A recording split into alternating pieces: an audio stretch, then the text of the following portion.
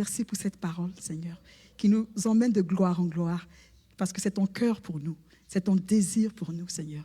Seigneur, que l'histoire de cette Église ne soit plus jamais pareille, parce que tu nous conduis dans une dimension jamais expérimentée, dans une dimension jamais connue. Merci pour ton amour pour nous. Sois béni au nom de Jésus-Christ. Amen. Amen. On va faire le résumé du message du dimanche dernier. Le dimanche dernier, on a parlé de la manifestation de la gloire de Dieu au milieu de nous.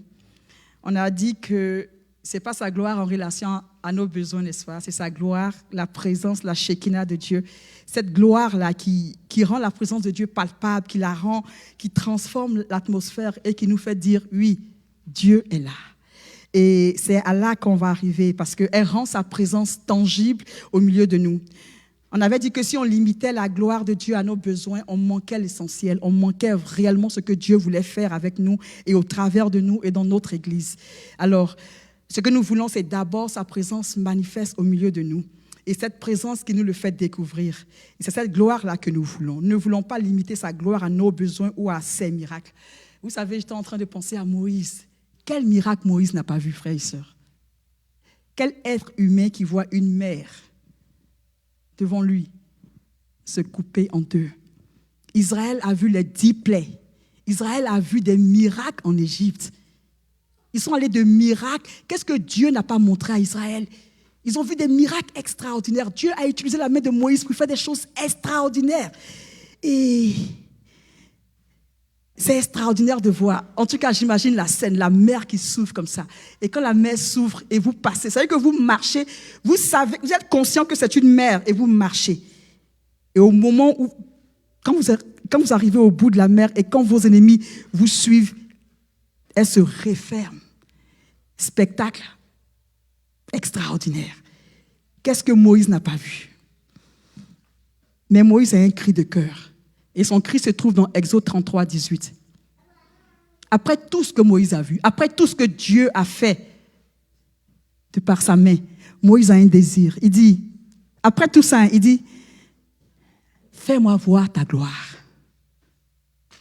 Qu'est-ce que tu n'as pas vu, Moïse? Quel miracle n'as-tu pas expérimenté? Il dit, non. Dieu, je veux voir ta gloire.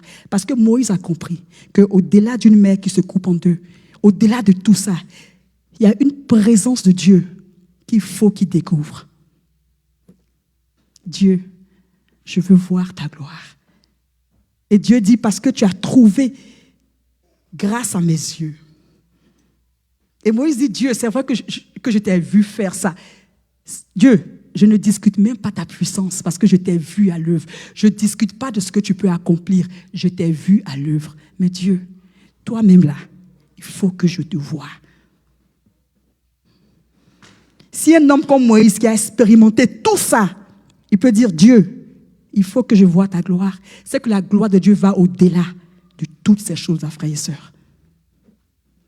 La gloire de Dieu, c'est autre chose. Et Moïse soupirait après ça.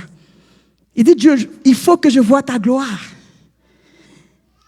Et Dieu lui dit, au verset 19, il dit, je ferai passer devant toi toute ma bonté et je proclamerai devant toi le nom de l'Éternel. Je fais grâce à qui je fais grâce et miséricorde à qui je fais miséricorde.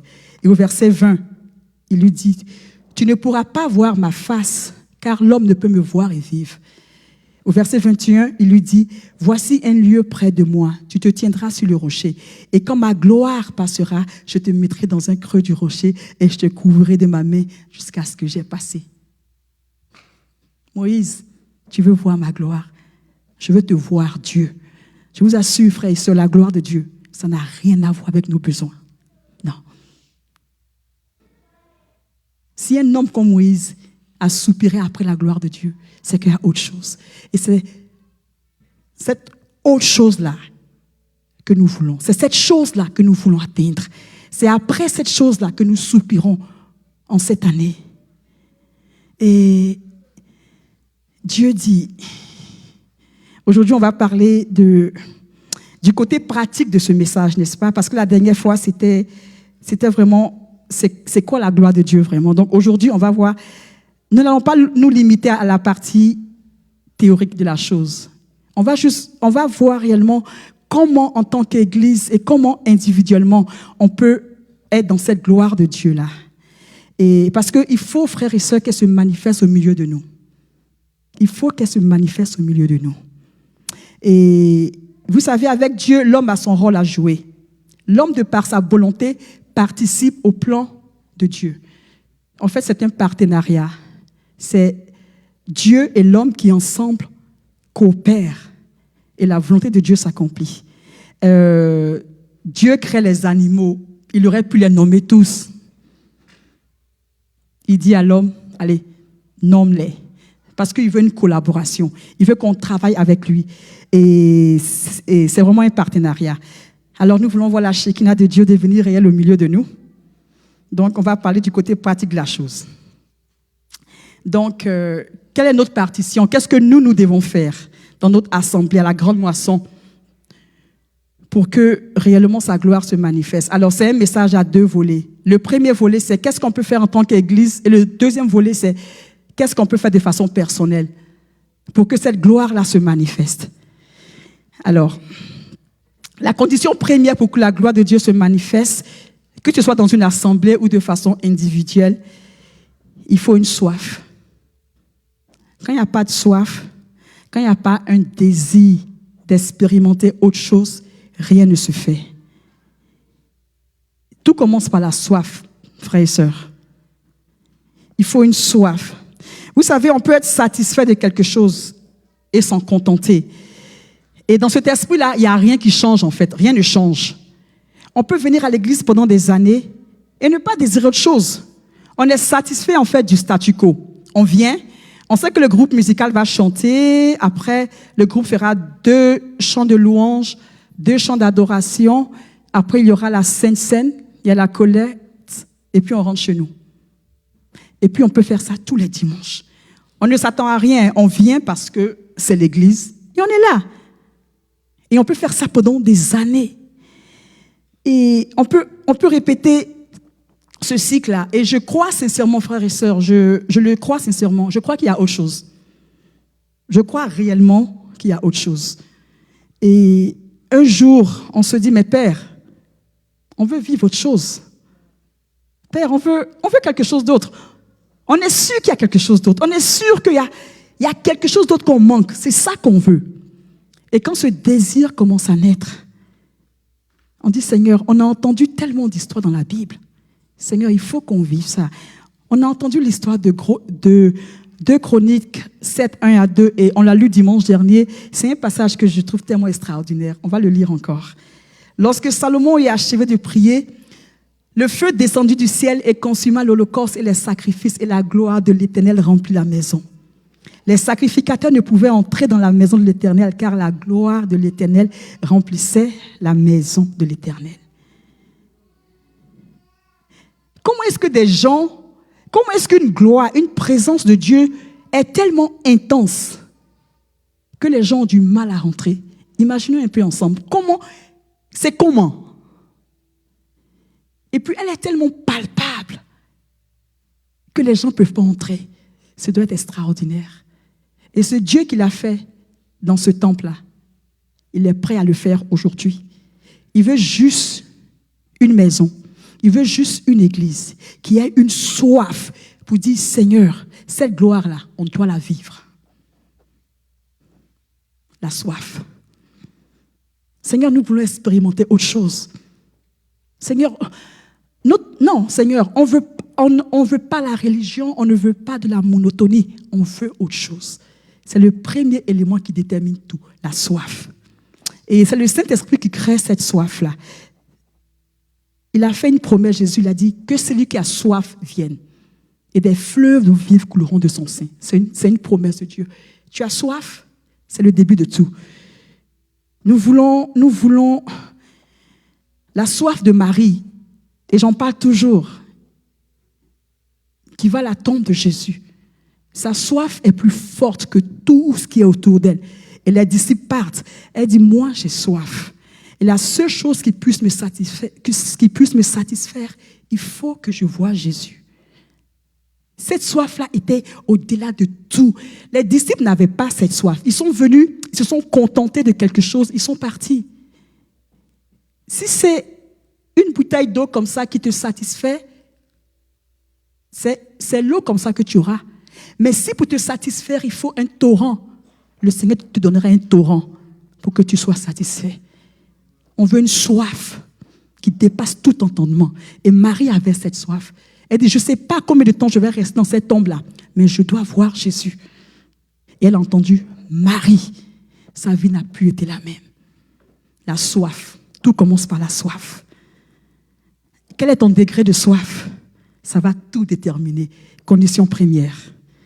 Est-ce qu'on peut dire, je suis disposé, assoiffé, que ton esprit descende sur nous, oh, je suis disposé. Assoiffé, que ton esprit descende sur moi, oh, je suis disposé. Assoiffé, que ton esprit descende sur moi. Saint-Esprit, c'est toi qui crées la soif. Et ma prière en cet instant précis, c'est que tu crées la soif dans chaque cœur, chaque chrétien de la grande moisson. Qu'il y a une soif qui naisse en chacun de nous. Et que cette soif-là nous consume. Nous voulons être consumés par cette soif. Et vous savez pourquoi il faut être assoiffé? Parce que quand on est réellement assoiffé, on est prêt à payer le prix pour être désaltéré. Quand tu es assoiffé, rien d'autre ne te satisfait. Tu paies le prix pour être désespéré. Élisée voulait autre chose. Élisée a vu Élie travailler. Il dit, moi, je veux la double onction de ça. Élie lui a dit, mais est-ce que tu sais ce que tu demandes, Élisée? Il dit, oui, je sais, c'est ça que je veux. Et Élie a mis une condition. Il dit, si, il y a toujours une condition. Toujours une condition. Et c'est le prix que tu es prêt à payer pour obtenir ça qui va tout déterminer. Les 120 dans la chambre haute, ils désiraient le Saint-Esprit. Voici des gens à qui Jésus a promis quelque chose. Il dit, vous recevrez une puissance survenant sur vous. Ils ne sont pas assis pour dire, il a dit, il a promis, il va faire. La Bible dit qu'ils sont mis dans la chambre haute. 1 jour, 2 jours, 3 jours. Ils ne savaient pas. Nous, aujourd'hui, parce qu'on lit l'histoire, on sait que ça durait 10 jours. Eux, ils n'avaient aucune idée, ils ne savaient pas si ça allait durer. Ils ne savaient pas. Mais une chose qu'ils savaient, il leur fallait le Saint-Esprit. Et ils sont restés. Et ils sont restés. La Bible dit, tout à coup, le Saint-Esprit est descendu. Parce qu'il a vu des cœurs assoiffés. Il répond toujours à la soif. Les athlètes qui désirent une médaille, quand on t'explique comment ils s'entraînent, je lisais l'histoire du basketteur qui est décédé, Kobe, ou de Jordan. Mais c'est fou. Quand tout le monde, vous savez qu'ils se sont tous entraînés, tout le monde s'est entraîné, ils sont allés se coucher.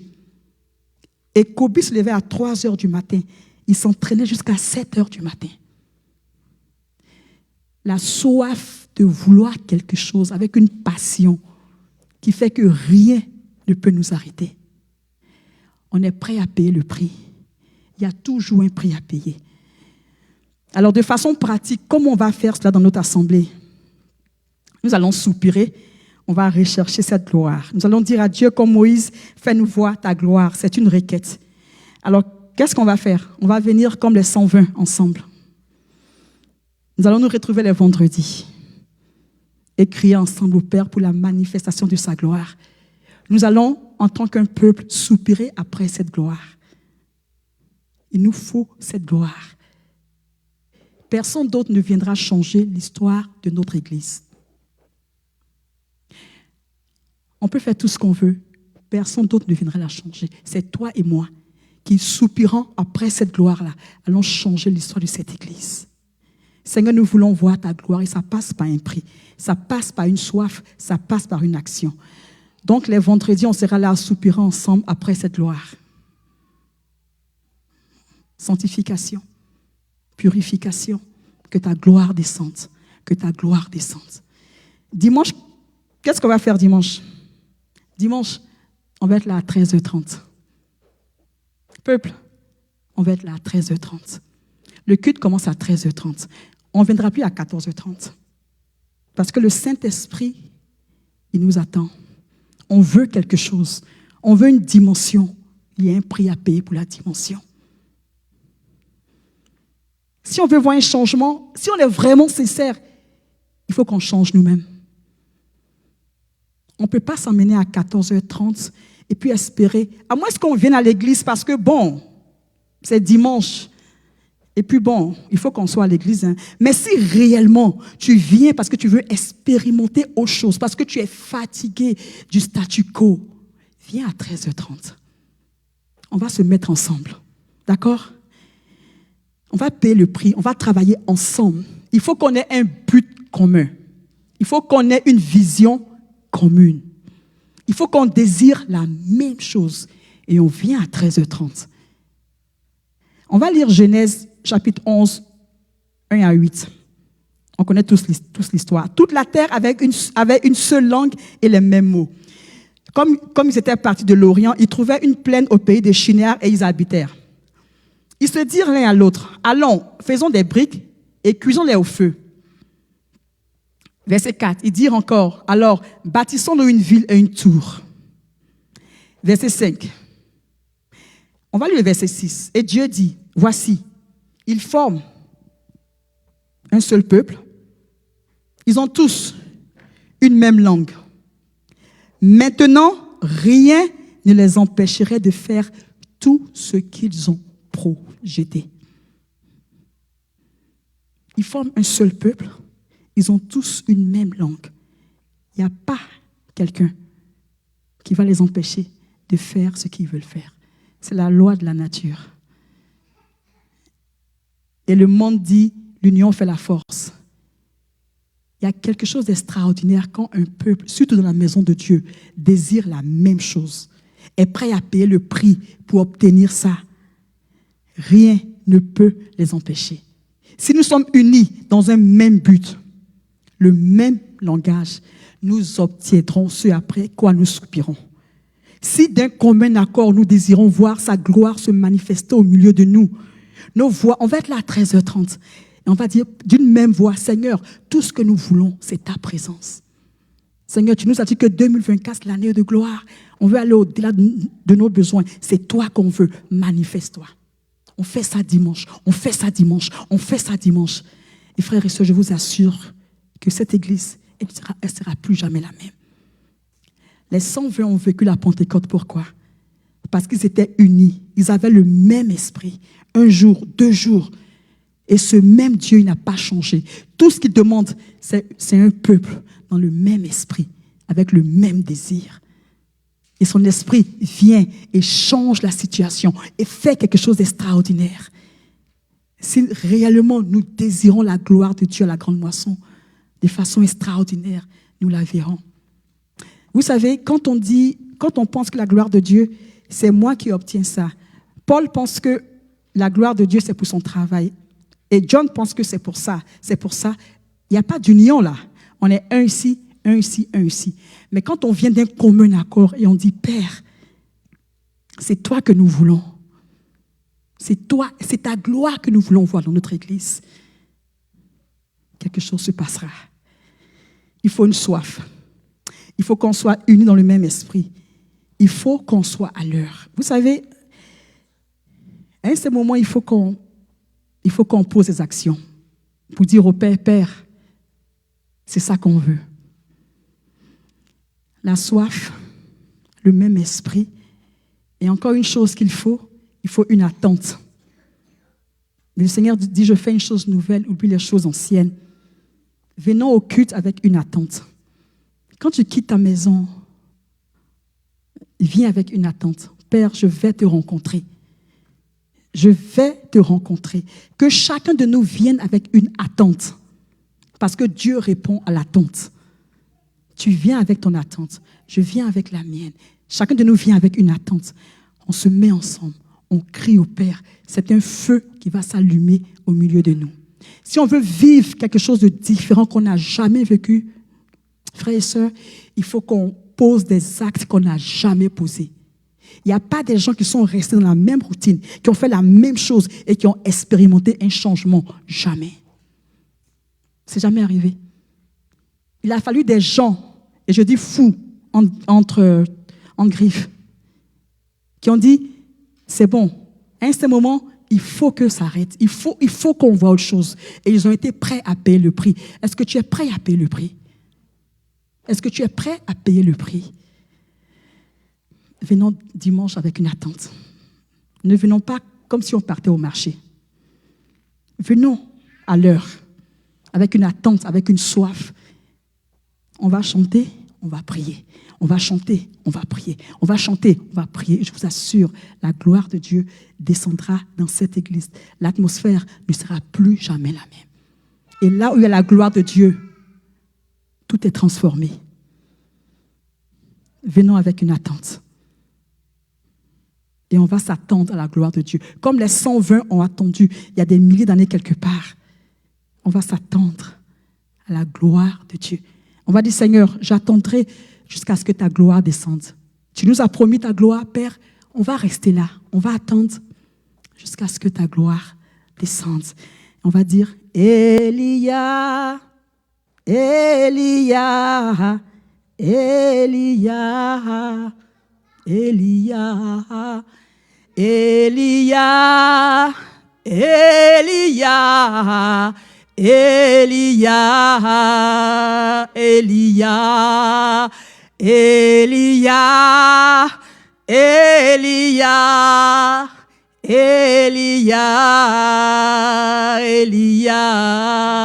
Elia, Elia, Elia, Elia, j'attendrai, j'attendrai jusqu'à ce que ta gloire descende. J'attendrai, j'attendrai jusqu'à ce que ta gloire descende. Frères et sœurs de la grande moisson, on va attendre jusqu'à ce que sa gloire descende.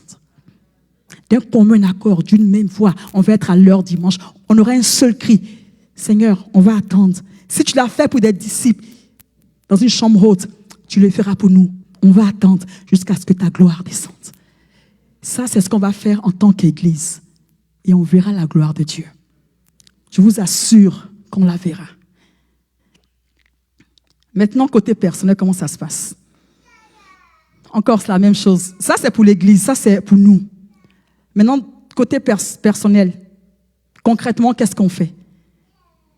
C'est le même principe, la même chose. Sa gloire n'a rien à voir avec mon mariage. Sa gloire n'a rien à voir avec mes papiers, avec l'enfant que je désire, avec la vie que je veux. Non, non, non, non. Sa gloire, c'est lui et lui seul. C'est comme Moïse, je veux voir ta gloire. Et c'est toi que je veux. Alors concrètement, c'est comment? Concrètement, comment on vit ça de façon personnelle? J'ai vraiment réfléchi à comment expliquer ça et j'ai pensé à des témoignages personnels parce que je pense que c'est la meilleure façon que j'avais vraiment de vous expliquer ça. Donc aujourd'hui, je vais vous expliquer un peu 2 témoignages de ma vie. Vous savez, après mes témoignages, les parents, avec mes sœurs, on était à Abidjan, ils nous font venir en France. Et moi, je quitte mon Abidjan avec vraiment un esprit du monde comme pas possible. J'étais tellement mondaine. Quand j'ai accepté le Seigneur, très, très, très jeune, et j'ai vraiment été attachée au Seigneur quand j'étais jeune. Je crois, 13 ans, 14 ans, j'ai quitté la voie de Dieu, mais pouf, c'était impossible. Et c'est comme ça que je viens en France. Je viens en France, quand je vais à l'école, je partais avec 2 habits. Mon sac avait toujours 2 habits. Parce que les parents achetaient nos jupes et tout ça. Des jupes très longues qui arrivaient quelque part ici. Donc, j'avais toujours un habit dans mon sac. En fait, ce que j'ai fait, c'est que mes habits d'Abidjan, là, je suis venue avec. Parce que je savais que ceux-là, ils allaient finir moi. J'ai pris tous mes habits d'Abidjan, je suis venue avec.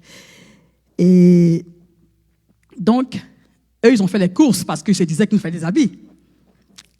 Donc, quand je vais à l'école le matin, je porte ma longue jupe, mon truc manche longue, et j'ai mon truc. Le premier endroit où je vais, c'est les toilettes. Je vais aux toilettes, j'enlève les longues jupes, je m'habille, je fais mes cheveux un peu comme il faut, là. Voilà, et maintenant, je pars en classe. Mais c'était trop de travail. À un certain moment, ça fatigue, vraiment. Et on avait des cultes. Nos cultes se faisaient, on avait les cultes de 9h à 13h à Corbeil, et puis après le deuxième culte de 13h30 à Paris. Donc nous, notre église était à la maison. Donc ceux qui étaient près de nous, ils venaient faire les cultes à la maison, et puis après Paris. Et donc, petit à petit, il y a quelque chose qui commence à renaître en moi pour Dieu. Et je commence à me séparer de cette deuxième vie-là. Et je commence à revenir au Seigneur. Mais il y a quelque chose d'extraordinaire qui se passe en moi que je n'avais jamais expérimenté même avant. Il y a un désir qui naît en moi de plus connaître Dieu. Et j'ai une soif de Dieu. Et j'ai une soif de le connaître. Et j'étais jeune. Et j'ai commencé à me réveiller à 5 heures du matin. Sans que personne ne me dise. Et à 5 heures, quand la maison est calme. Et j'aimais bien aller au jardin. On avait un jardin là, quand c'était encore l'aube. Et je regardais les étoiles, je sais pas, je regardais le ciel, où je partais même beaucoup plus tôt. Et je regardais les étoiles et j'adorais Dieu. Et je pouvais rester là 2 heures.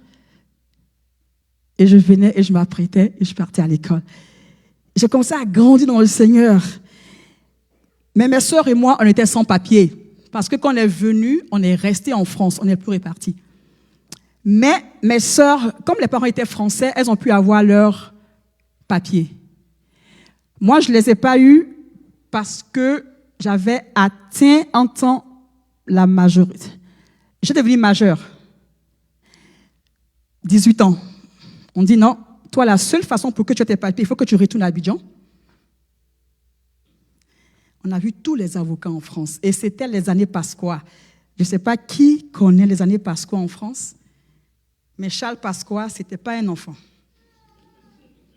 Tu t'en vas, non, frères et sœurs, tu vas acheter du pain et tu ne viens plus à la maison. Parce que Pasqua et ses gars t'ont pris à la boulangerie, tu es sans papier, ils t'ont mis dans l'avion et tu es à Port-Boué. Ah non, mais c'était une époque en France, c'était terrible. Et moi, j'étais sans papier. Et je me rappelle un jour, le frère, à l'époque, c'était le frère Germain, il est pasteur maintenant. Un jour, il vient à la maison, il dit « Ah, mais j'ai appris que les Américains, ils font un truc qui s'appelle carte verte. » Et ça, c'était la 2e édition. Ils ont fait la première, et moi, j'ai été dans la vague de la 2e édition. Donc, il dit, dans ce jour-là, ils écrivent le nom de tout le monde à la maison. Et quelques mois après, une lettre vient du State Department, et puis c'est moi, j'ai été choisie. On est tous contents à la maison. Mais ils demandaient des choses, et ça a duré plus d'1 an. On n'arrivait pas, il y a eu comme un blocage. Et rien n'a été fait pendant 1 an. Et puis après, c'est comme si c'était mort. Et en fait, mon dossier est retourné au State Department. Et c'était fini. Parce qu'on n'a pas rempli les conditions, en fait. À l'époque, ce n'est pas comme maintenant, là, où tu partais sur Internet, ta photo. Avant, c'était vraiment très, très simple. Mais on ne pouvait pas remplir les conditions. Et c'est comme ça que tout était mort. Et quand c'est mort, j'étais comme, aïe. On était vraiment tous déçus. Et je me rappelle que quand je me couchais, 5 heures du matin, quand je me réveille, le désir de partir adorer Dieu là, parti. Donc, mais comme mon système était habitué à ce que je me réveille à 5 heures du matin ou 4 heures du matin, et donc mes yeux s'ouvraient, je suis couchée jusqu'à... Je ne priais pas parce que mon cœur était tellement lourd. Et puis, 3 jours, 4 jours, et je me rappelle un vendredi, quand mes yeux sont ouverts à 5 heures du matin, mais j'ai eu une tristesse. J'ai dit, attends, tu vas me dire que pendant des jours, je n'ai pas rencontré mon amoureux à cause des États-Unis. Frères et sœurs, j'ai vu l'horreur de mon acte. J'ai dit, wow, Seigneur. Mais ce jour, j'ai pleuré comme j'ai demandé pardon au Seigneur. J'ai dit, mais s'il faut que je réparte à Abidjan, mais je pars à Abidjan. Tu as un plan pour moi à Abidjan. Mais comment j'ai pu penser que à cause des États-Unis, toi, mais la repentance que j'ai faite. J'ai dit, ramène mon cœur à toi, Père. Ramène mon cœur. Sur place, là, 3 jours de jeûne. C'était un vendredi. J'ai pris 3 jours, vendredi, samedi, dimanche. J'avais un seul sujet. Père, que la passion revienne. J'avais fini avec cette histoire des États-Unis. C'était, oh, mais j'avais vraiment fini avec ça. C'était même pas, ah, mais j'espère que quand j'ai prié un peu. Non, I was done. J'étais fini. J'ai dit, Seigneur, tout ce que je veux, c'est toi. C'était un dimanche. Donc, après ça, bon, on va au culte. Lundi, mardi, mercredi, je me rappelle, on était tous à la maison. Les parents étaient sortis. Avec mes sœurs, on jouait. Et puis, je me rappelle parce que ça m'a beaucoup marqué. On se tapait les coussins. On faisait un cri, un bruit vraiment de truc, et le téléphone sonne. Je ne sais pas comment il y a une qui a fait pour entendre. Elle prend. Elle dit, Clarisse, c'est pour toi. Alors, je viens essouffler. Je dis, oui. On dit, Clarisse, oui.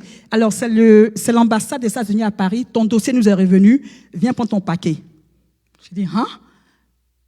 Il est revenu? Elle dit, oui, oui. Viens prendre ton paquet pour que tu partes aux États-Unis. Et c'est comme ça que je pars à l'ambassade de France. On me donne mon papier, le paquet, et je viens aux États-Unis. Et cette expérience m'a fait comprendre très tôt, très jeune, que Dieu, en fait, ça shape ma relation avec Dieu. J'ai compris dès cet instant-là que Dieu est réellement au-delà de tout. C'était ma première expérience très jeune et ça m'a beaucoup marqué. Et c'est comme ça que je viens aux États-Unis. Bon, bien sûr, quand je viens, comme tout le monde, des petits boulots à gauche, à droite. Et je me rappelle un vendredi, Shekin avait, je ne sais plus quel âge, il était très très jeune en tout cas. Un vendredi, je balais le salon, d'accord? Le salon à Boston, de mon petit appartement, je balais. Et puis je prends l'appel. Et au moment où je veux ramasser les ordures, je ne saurais jamais pourquoi. Pardon. Je vois un journal.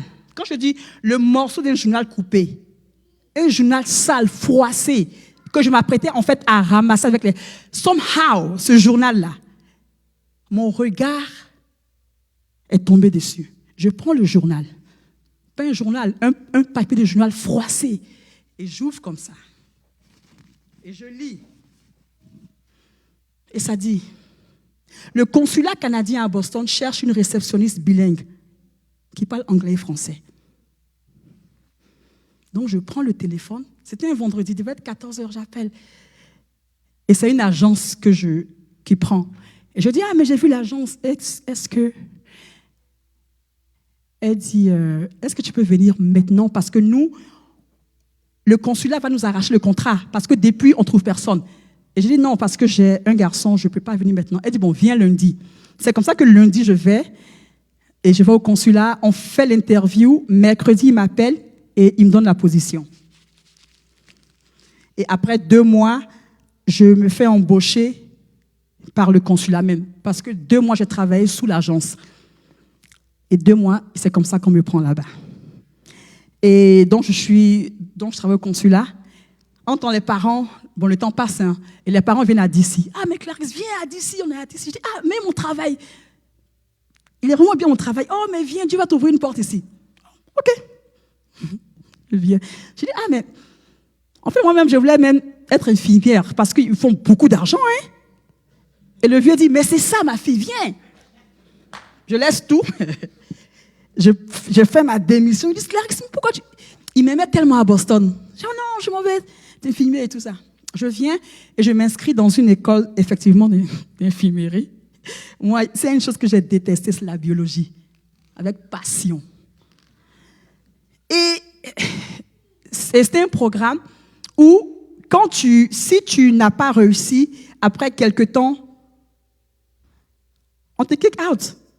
Là, tu pars du programme. On ne donne même pas la chance de dire rattrapage. Et on ne remet pas ton argent. Donc, je me rappelle, je bossais tellement dur. Je pouvais bosser jusqu'à 4 heures du matin. Je travaillais parce que je voulais tellement réussir ce truc-là.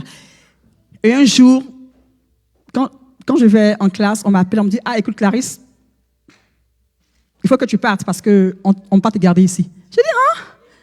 Et j'ai dit, mais... Et j'ai dit à la dame, j'ai dit, I left my job for this. She's like, I mean... Mais ça m'a tellement fait mal parce que j'avais un travail que j'aimais. J'ai dit, mais comment j'ai pu faire ça? Et ce jour-là, quand je sors de l'école, je suis dehors et je regarde le ciel. Je dis, mais Seigneur, tu m'as lâché. Mais je me suis sentie tellement désespérée.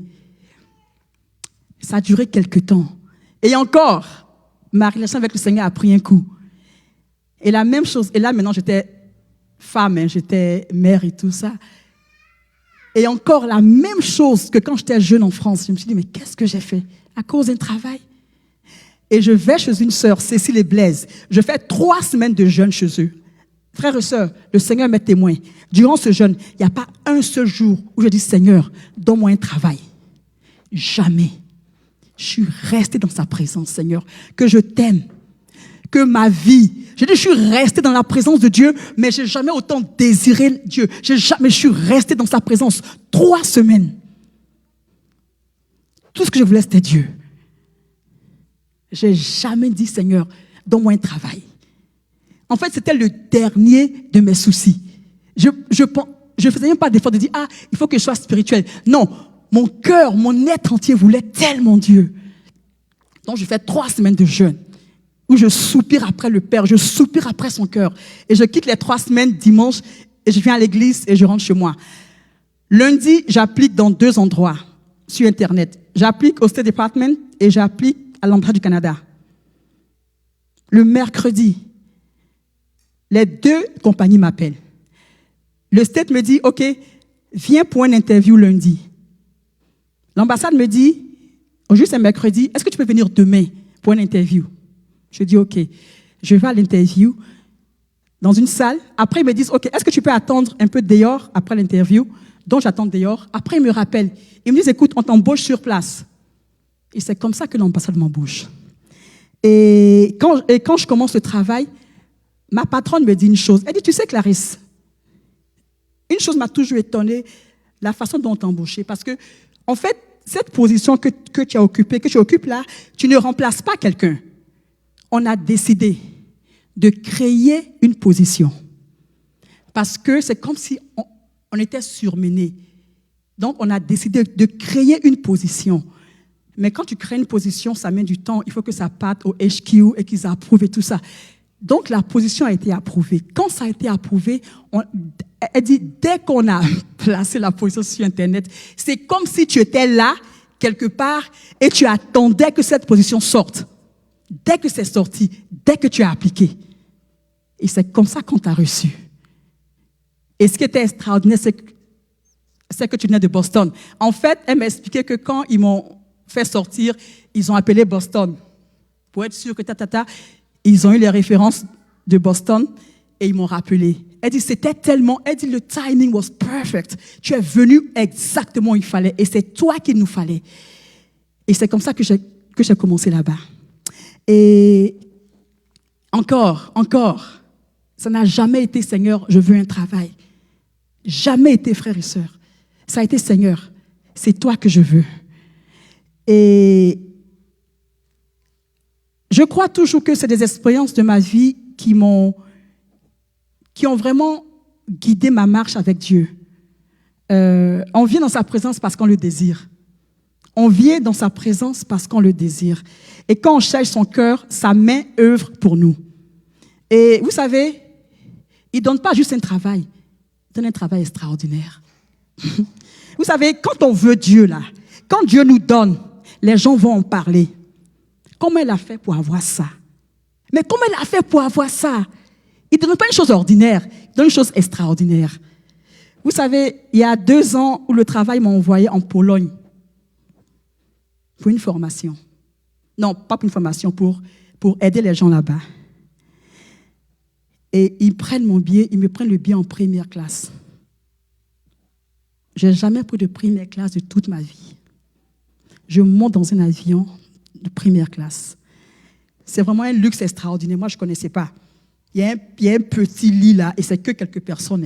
Et quand tu es assis là, champagne, ils sont à tes petits soins. Il y a un seul chant que j'ai écouté pendant 8 heures jusqu'en Europe. Tes bontés m'ont dépassé.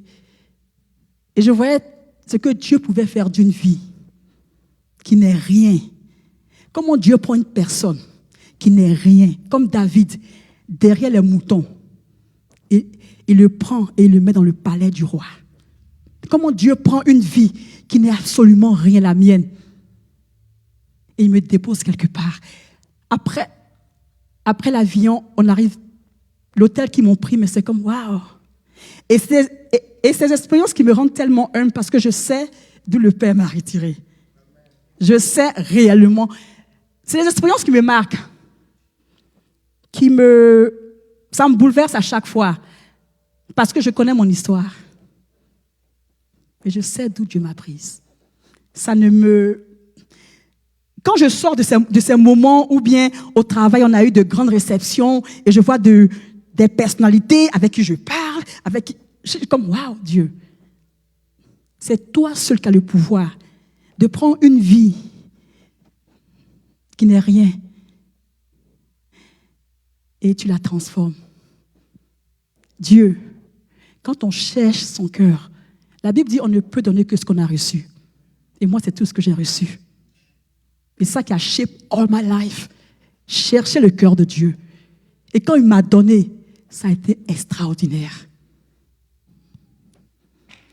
Et je ne peux vous donner que ce que j'ai reçu. Chercher le cœur de Dieu. Quand on cherche le cœur de Dieu, il ne donne pas n'importe quel travail. Il donne un travail extraordinaire. Il ne donne pas n'importe quel mari. Il donne un mari extraordinaire.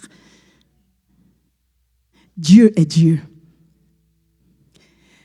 Abraham, Dieu lui dit, sacrifie-moi ton fils. Et quand Abraham dit, Dieu, c'est toi que je veux, tiens. Dieu dit, Abraham, je le jure par moi-même. Parce que tu as fait cela, je te bénirai. Frères et sœurs, il y a une bénédiction spéciale qui découle du cœur de Dieu.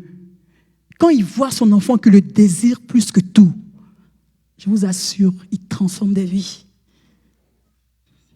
Dieu veut qu'on soit béni. Mais on cherche cela, frères et sœurs, de la mauvaise façon. On cherche cela de la mauvaise façon. Moi, je ne dis pas que je ne veux pas qu'on soit béni. C'est vrai que tous les messages tournent autour de « oui, chercher Dieu » et puis le reste. Mais je parle par expérience, frères et sœurs. Je parle par expérience. Je parle parce que Dieu m'a mis dans des coins où je sais que de moi-même, il n'y a rien dans ce monde qui m'aurait envoyé là où je suis. Non. Vraiment non, quoi. C'est la main de Dieu. C'est la grâce de Dieu. Quand on cherche Dieu, quand dans son vie personnelle, on dit Seigneur, tu es réellement tout ce que... Pas pour que les gens disent, oh, mais elle est spirituelle, hein? Ou elle aime le Seigneur. Non, ça n'a rien à voir. Quand personne ne regarde et que tu es chez toi, quand tes jeunes tournent autour du Seigneur, il faut que je t'aime. Comment ça se fait que je n'ai pas une vie de sainteté? Concrètement, comment ça se passe? La gloire de Dieu dans nos vies. Concrètement, comment ça se passe de façon personnelle? Pas pour mon papier, pas pour mes papiers, pas pour mon mariage. Mais pour toi, Seigneur, parce que je veux expérimenter ta présence palpable. On a vu en tant qu'Église comment on fait. Et de façon personnelle, concrètement, c'est comment? Moi, concrètement, c'est, comme je l'ai dit, depuis très jeune, c'est me réveiller à 5 heures du matin. Et je me rappelle quand j'étais en France et quand j'ai eu le truc pour venir aux États-Unis, j'avais des mamans qui étaient à l'église et qui disaient, nous, on est en France depuis 20 ans sans papier. C'est la petite fille là. C'est elle qui vient, elle nous laisse et puis elle va aux États-Unis. Le cœur de Dieu. Je vous assure que on doit vivre dans sa présence de façon concrète. On vient dans sa présence avec le plaisir de le rencontrer, frères et sœurs. Jésus est réellement notre amour. Frères et sœurs, il n'est pas un marabout chez qui on va avec une liste de sujets. Pourquoi est-ce que vous pensez que de tous les noms qui pouvaient nous appeler l'épouse? Parce que c'est une relation d'amour. La base qui unit un couple, c'est l'amour. C'est pour ça que de tous les noms, il nous a dit, vous êtes mon épouse. Parce que la relation qu'il veut avec nous, c'est une relation d'amour. Mais quand on vient le matin avec des sujets, ce n'est pas une relation d'amour. Quand c'est comme ça, je vous assure, on n'a pas le meilleur du Père. On n'a pas le meilleur du Père. Vous savez, la Bible, moi je dis toujours que la Bible, chacun prend ce qu'il veut dans la Bible. Il y a des gens qui vont prendre, il faut cogner. Moi, je veux cogner, mais je veux cogner pour son Père, pour son cœur. La Bible, chacun prend ce qu'il veut. Mais moi, de mon expérience, ce que je sais, c'est que quand on cogne à son cœur, toutes les autres choses suivent. C'est une relation entre deux personnes qui s'aiment. Il faut que notre mentalité change. Il faut qu'on vienne dans sa présence. La seule raison, la première raison, c'est parce que je prends plaisir à te rencontrer le matin. C'est parce que, Jésus, j'aime ta présence. J'aime la douceur de ta présence. Et Seigneur, je veux t'aimer encore plus. Vous savez, quand deux personnes s'aiment, deux amoureux, ils partagent tout. Ils partagent leur douceur, leur joie, leur peine. Mais ils partagent aussi leurs besoins. Donc, je ne dis pas qu'il ne faut pas dire au Seigneur ses besoins. Ce n'est pas ce que je dis.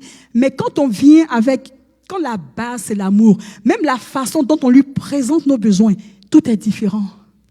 Frères et sœurs, c'est différent. C'est réellement une relation d'amour. C'est de ça la base de nos rencontres.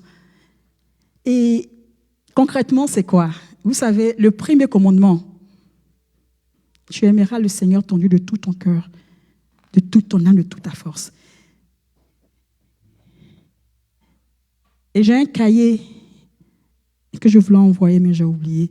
Sur ce cahier-là, la couverture du cahier, c'est 1 Jean 4,16. Et nous avons connu l'amour que Dieu a pour nous et nous y avons cru. Et j'ai plein de cahiers comme ça où, quand vous prenez, il y a toujours un titre. Comme on parle de façon concrète, moi, c'est ce que je fais. Alors, de façon concrète, c'est quoi? Un cahier qui a 1 Jean 4,16. J'ai passé des mois, quand je dis des mois, sur ce passage-là.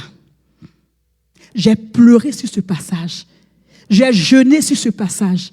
Et nous avons connu l'amour que Dieu a pour nous et nous y avons cru.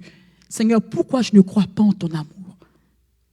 Et ça a été mon cri de cœur pendant des mois et des mois. Et ce cahier, si vous l'ouvrez, c'est que ces sujets. Il n'y a rien d'autre, frères et sœurs.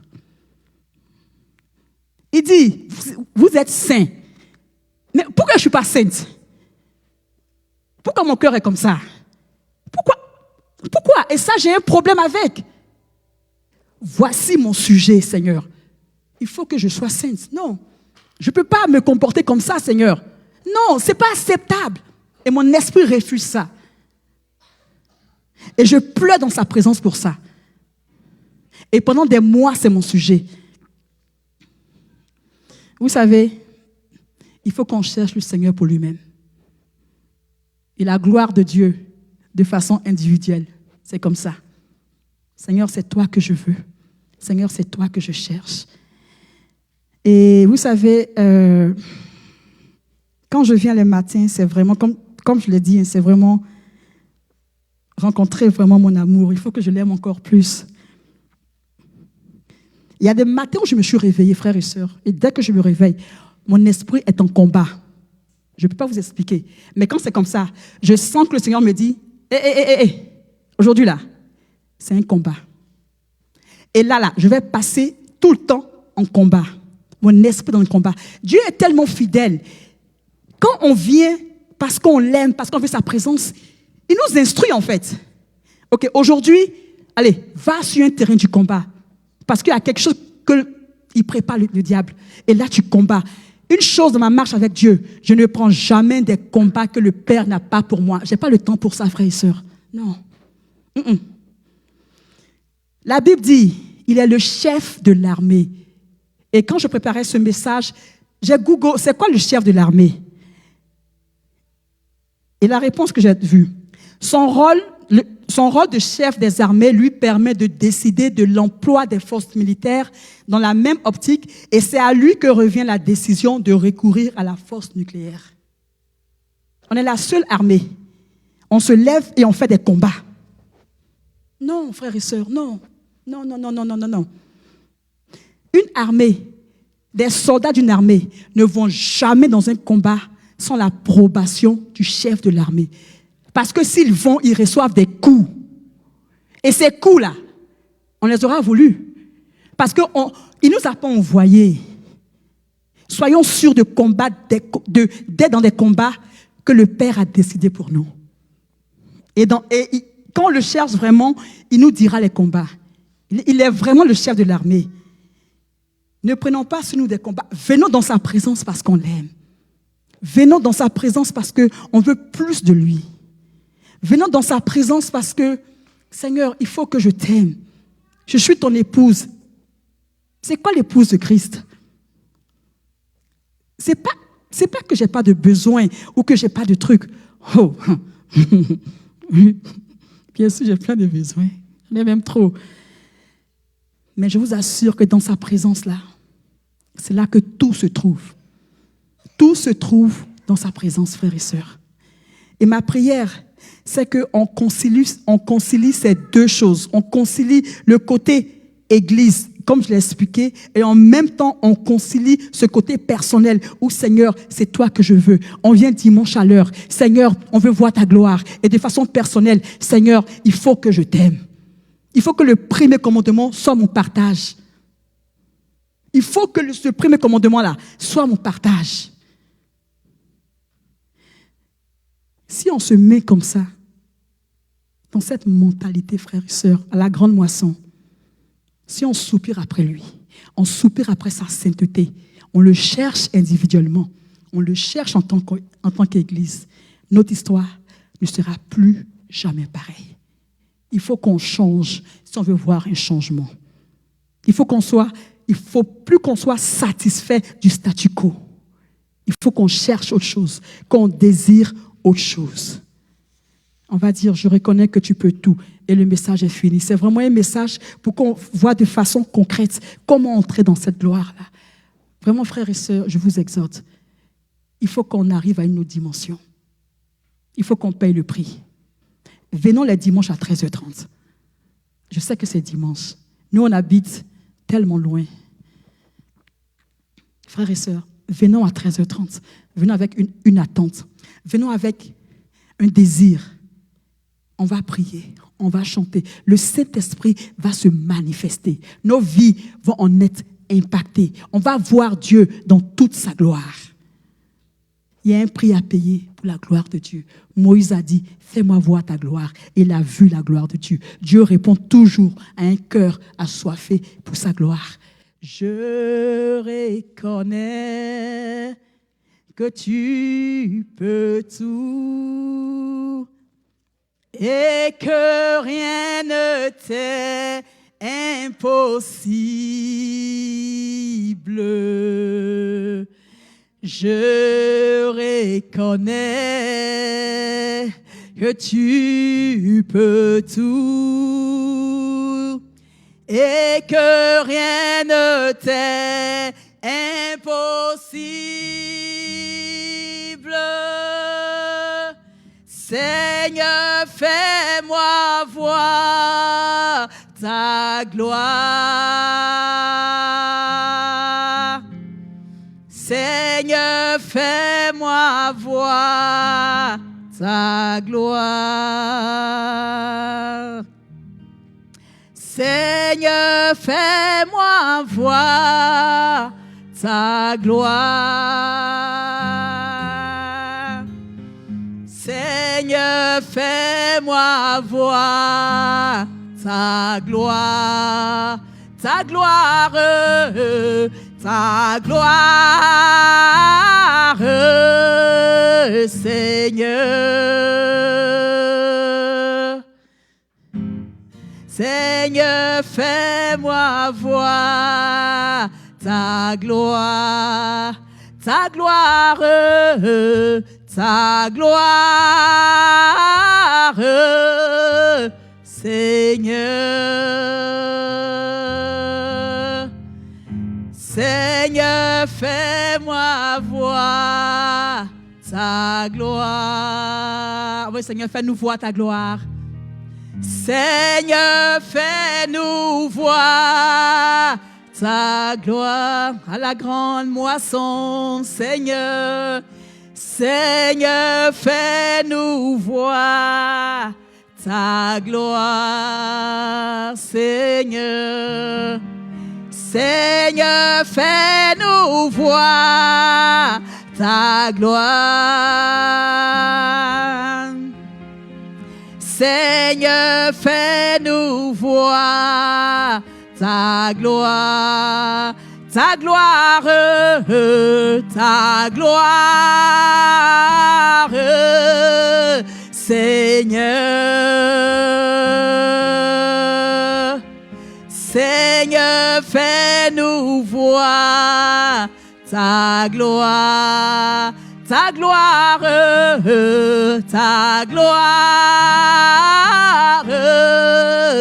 Seigneur, Seigneur, Seigneur, fais-nous voir ta gloire, ta gloire, ta gloire, Seigneur, Seigneur, fais-nous voir ta gloire, ta gloire, ta gloire, Seigneur, Seigneur, fais-nous voir ta gloire. Oh Seigneur, nous soupirons après ta gloire. Saint-Esprit, tu vas prier, tu vas dire Seigneur, je veux la soif. Seigneur, crée en chacun de nous, crée en moi, en mes frères et sœurs ici présents, une soif de te connaître. Crée en nous une soif de te connaître. Saint-Esprit, toi seul peux créer cette soif-là.